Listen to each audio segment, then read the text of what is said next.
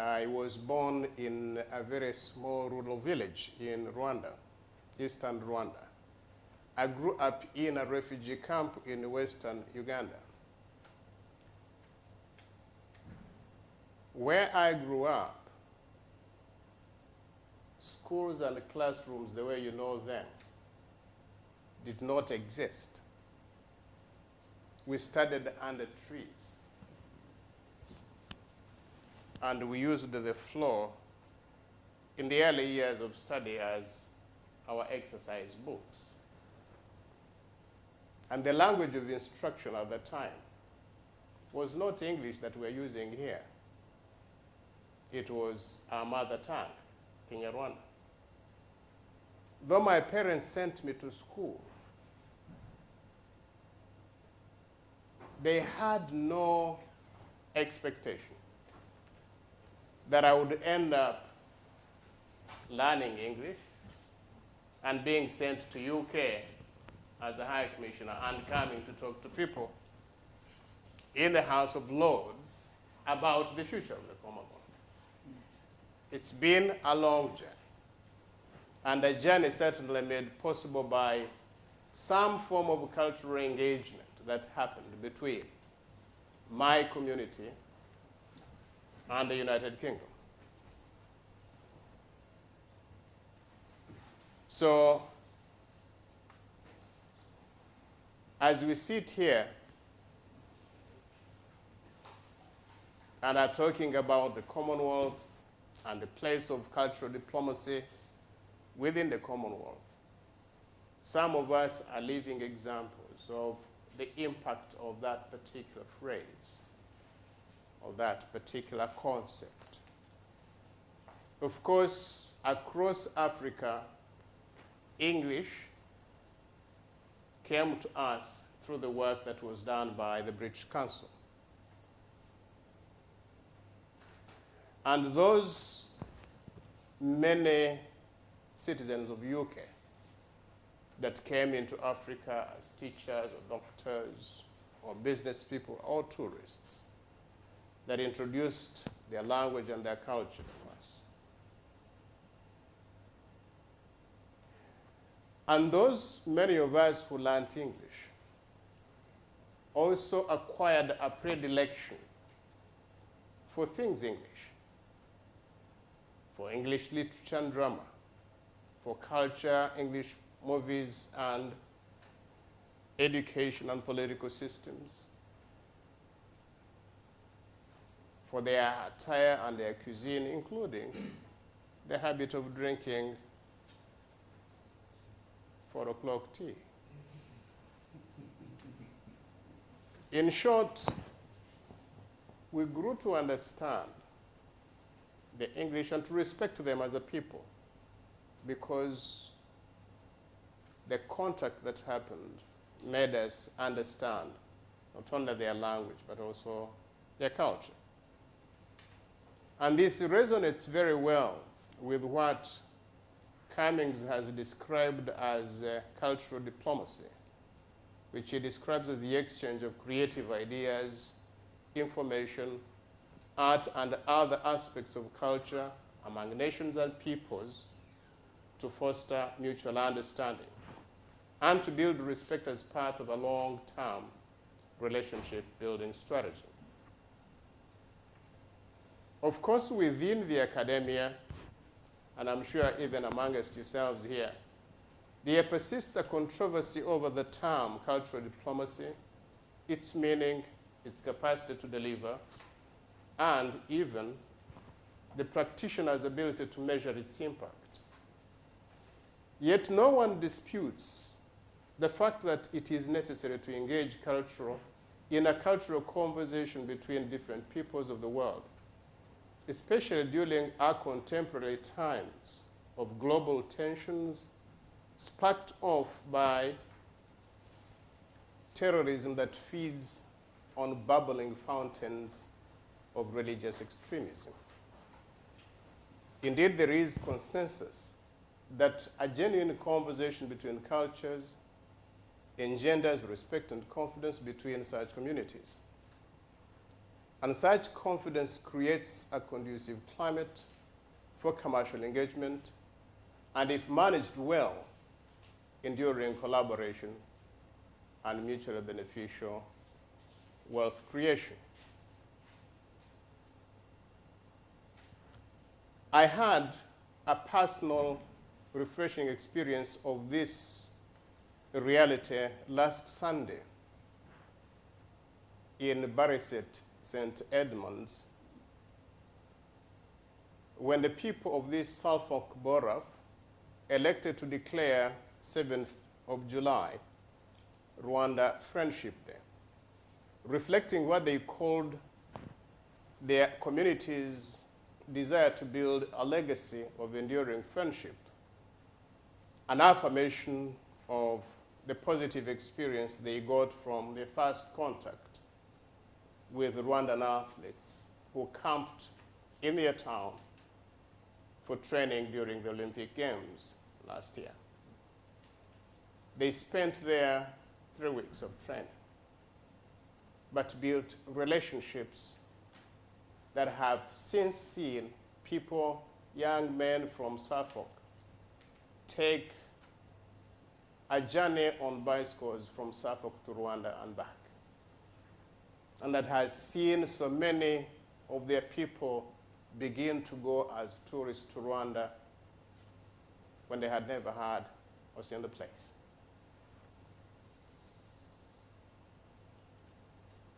The event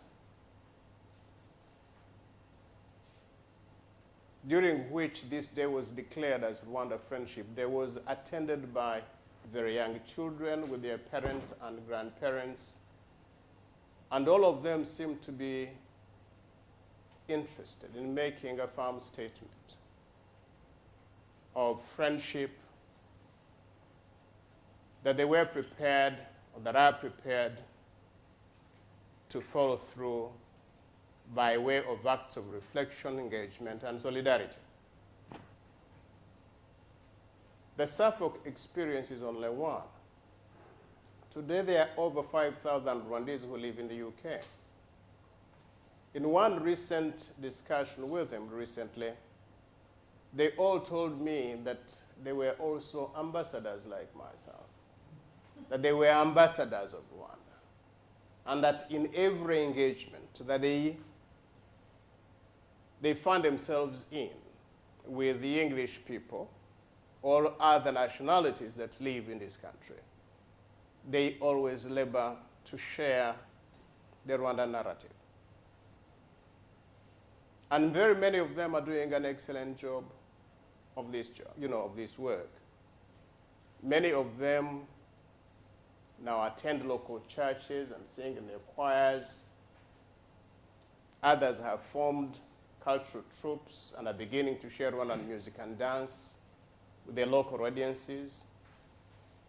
And even though Rwanda is a relatively new member of the Commonwealth, it has built a strong community of British friends in this country, most of whom have been enthralled by its culture and inspired into solidarity with its people because they have grown to understand who they are. It can't be claimed that the Rwandan experience is unique. It is shared by other countries and members of the Commonwealth, from Nigeria to New Zealand, from Malawi to Malaysia, from St. Kitts to Singapore. I see, and indeed it is true, that the UK is what you could be described as a microcosm of the Commonwealth family. Over 7 million people, over 7 million people from other nationalities other than UK, representing 60 countries, live in this land. Almost all the 54 countries of the Commonwealth have large populations in UK. 8 of these nations have populations of over 120,000 people. And that makes those clusters of populations, whether it is from Nigeria, which has one of the largest populations. Those clusters of populations are bigger than the populations of the 10 smallest countries within the Commonwealth, which really, to me, makes UK what I would call a hot melting pot of cultures, and it represents an opportunity for greater engagement in a cultural diplomacy that we are perhaps able to optimally exploit. Someone once described English as a language of opportunity, or as the key to understanding other cultures. Across the Commonwealth and within the UK, we are bound by a commonality of speaking English. We must commend the British Council for continuing to work religiously in facilitating the adoption of this language. Every year across the Commonwealth, over 2 million people are touched by these efforts. Yet, as we commend them for the work that they have done, we should also be brave enough to ask whether the work that the British Council has done is enough to promote cultural diplomacy within the Commonwealth. And I fear to say that it's not. The key word in the Cummings definition of cultural diplomacy is exchange. It's not transmission, which means that the road that transports English to over 2 billion citizens of the Commonwealth should also be used to transport and share the literary traditions and resources of other countries within the Commonwealth. And at the moment, not enough of this is being done. Nor can it be done by the British Council alone. It requires joint international action by all Commonwealth governments and citizens. We must also ask ourselves, what are we doing to promote a greater cultural conversation between and among the various Commonwealth nationalities living in the UK, either as citizens or as visitors? We have close to 4 million citizens of the Commonwealth living in the UK, all coming from all the 54 countries or 53 countries that make the UK, rather make the Commonwealth.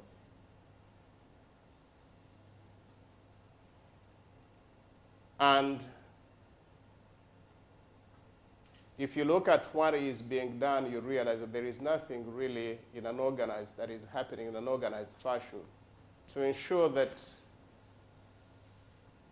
the cultural content of what Rwanda is being shared by the people from St. Kitts or Bermuda or Dominican Republic, or Malaysia and Pakistan and Bangladesh. Even when you take a cursory observation of the activities within the London diplomatic circuit, you realize that it also is very compartmentalized, that it follows a pattern of behavior that is driven either by race, geography, or levels of development, and not membership of the Commonwealth.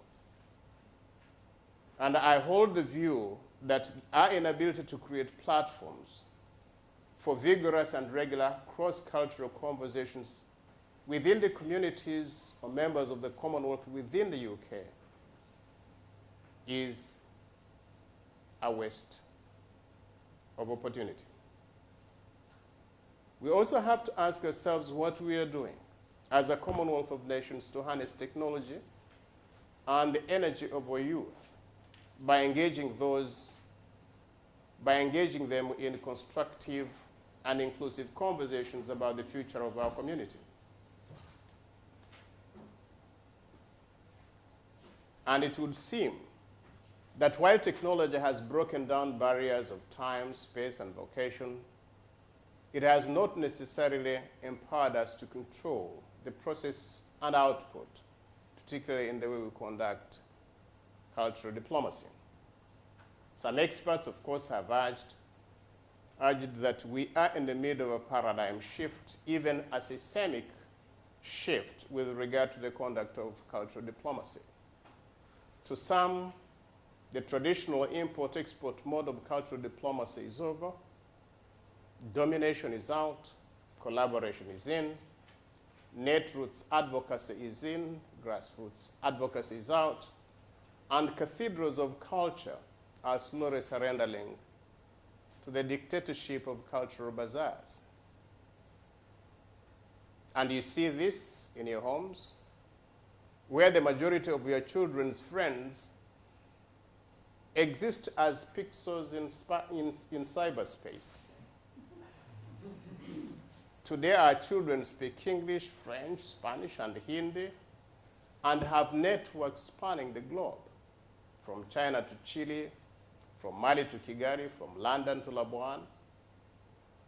But do we know what they are talking about?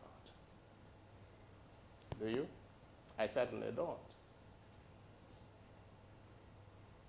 You also see this cultural bazaar phenomenon in the high streets and low roads, where intimacy today is defined by the intensity of your BlackBerry grip. The harder you hold it, the more intense you feel you are connected. We don't talk with our tongues anymore. We talk with our fingers. And these conditions of unhindered, undirected communication, cultural diplomacy is no longer the preserve of governments and your conventional diplomats. It is increasingly a function best articulated by private citizens in open public spaces.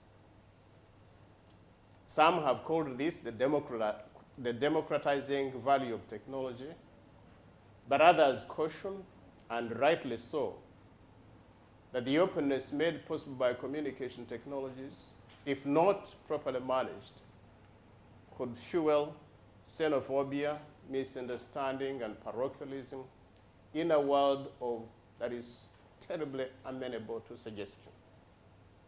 All you have to see is the impact of ease of communication, particularly within the social media, that fueled the Arab Spring, or that almost tore Brazil apart the other day. The exciting thing is that these were positive reactions. One day, it could be a negative force at play. Shall we control it? Shall we hold it? And it is because of the ubiquitousness of people power that social media has created that makes cultural diplomacy no longer the job of a particular individual institution. It is something that everybody must do. And that is why I say that there is a bit of unease, but there is also a bit of hope. The existence of the Commonwealth, for example, a community of nations bound together by a common language and shared values, is a strong metaphor of the usefulness of cultural diplomacy.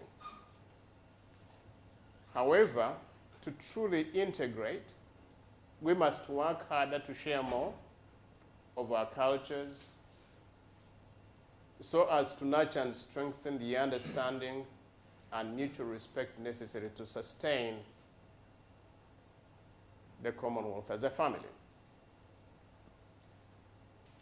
A minister from one troubled nation once said that if you want to promote democracy and fight terrorism, you should send him 25,000 English teachers. I would want to venture to say that if you want to stop debilitating suspicion and distrust among peoples and nations, then you need to send them more culture. Let the sound of Rwandan drums be heard on the streets of London. Let us listen to the calypso in the mountains of Kenya and witness the enactment of Shakespearean tragedies on the beaches of Seychelles. Let's share more. Equally, let us find intelligent ways of harnessing available technologies to promote sharing of cultural assets. And going forward, let us pay great attention to the need for directing the energy of our youth towards constructive and inclusive conversations about our collective future. But most importantly, and as we talk thinking about cultural diplomacy and its role or its place in the Commonwealth, let all of us remember that we are all cultural diplomats. All of us are ambassadors of culture, and all of us have a duty to encourage an intense conversation with our neighbors and across the Commonwealth.